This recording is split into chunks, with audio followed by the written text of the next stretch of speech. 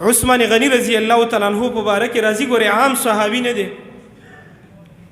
د مسلمانانو دریم خلیفه تیر شوی او هغه صحابي دی چې نبی صلی الله علیه وسلم یې نوم اخستی و، عثمان فی الجنه، عثمان په دنیا کې جنتی. عثمان عام صحابي نه دی، هغه صحابي دی. نبی صلی الله علیه وسلم د تبوک د پاره اعلان وکړ چاندر راټوله کوي.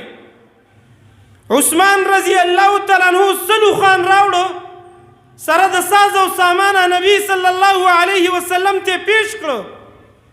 نبی صلی الله علیه وسلم ته دومره خوشاله شو، ورته وی فرمایل عثمان جنت دی په پیسو باندې واخست،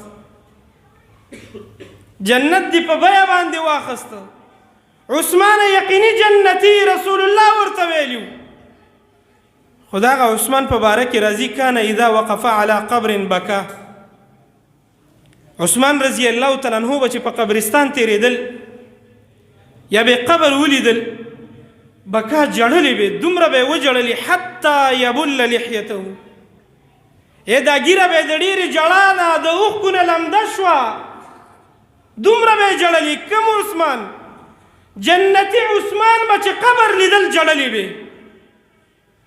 ملګرو ورته وویل عثمان ولې جاړي؟ ته خو د نبی صلی الله علیه وسلم په مجلس کې ناست یې، دومره نه جاړي.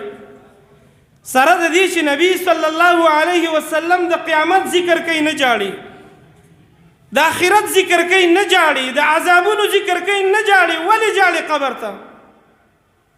عثمان رضی الله تعالی عنہ یو حدیث اورېدلی و، دې حدیث یې ټوله زندگی بدله کړې وه. څنګه حدیث و؟